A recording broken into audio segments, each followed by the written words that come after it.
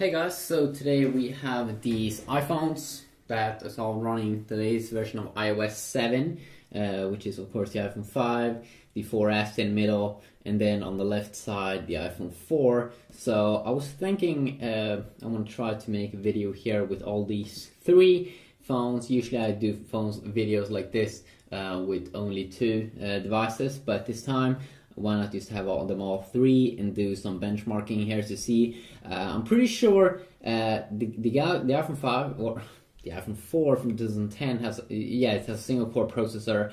I think it clocks at 800 megahertz. The iPhone 4, I'm pretty sure it have a dual core 800 megahertz, and then the iPhone 5 like 1.2 gigahertz dual core. So we'll check it out here. Some benchmarking here. So we'll be running first the Geekbench, yeah. So as we can see here, Apple A6, Apple A5, Apple A4, 800 megahertz, 1.3 gigahertz. Okay, clock. I'm pretty sure it's dual core.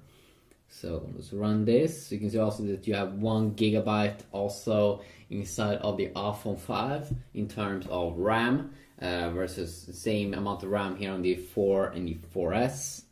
You can really feel the difference between the 4 and the 4S in terms of performance, because that dual core, yeah, that's the good stuff. It makes the device quicker and better speeds and all those awesome things, yeah.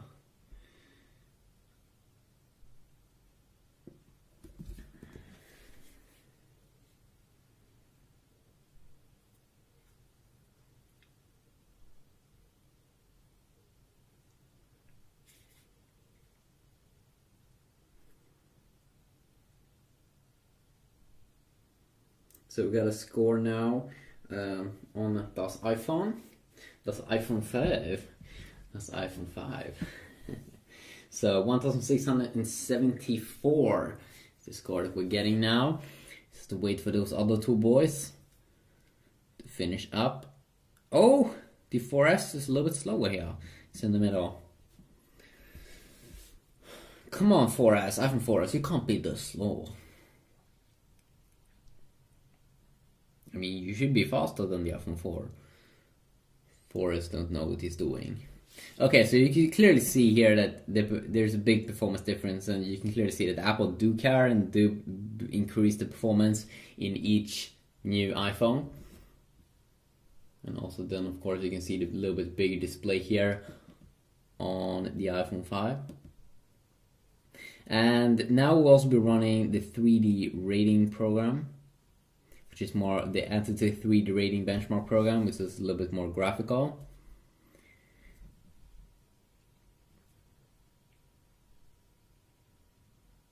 You can clearly see here that the iPhone 5 is performing better here in terms of overall performance. I'm sorry I don't have a black iPhone 4 or iPhone 5 here. I mean, it stands out a little bit against these two black guys here.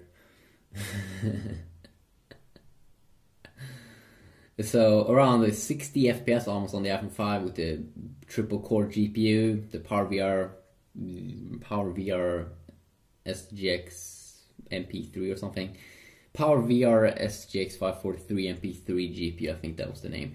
So around 40-50 FPS on the iPhone 5, 17 FPS, 17 FPS on the 4S, and then around 3 FPS on the iPhone 4. It's a little bit lower. Yeah. They're fighting. They be crazy. They be all crazy. So score here, almost 12,000 on the iPhone 5, 6,000 on the 4S, and only 1,400 here on the iPhone 4. So really big difference here, especially between the 4S and the iPhone 4 in many of these tests. But then also you might want to question yourself, is this really making a real world performance? In fact, actually it's doing that in terms of the UI, especially you can see a big difference in terms of the UI. I might be going over that in more videos, going more in depth with that, but it really is a big difference between the 4 and the 4S in terms of, especially this iOS 7 beta. If you want to check out my full reviews, of course, I have those videos up and running. If you want to check them out, just go to my page, and if there's any specific specific video you want to see or any specific new feature or something, you can just stay subscribed and do a request, and be sure to check out the comment section down below. Have a good day.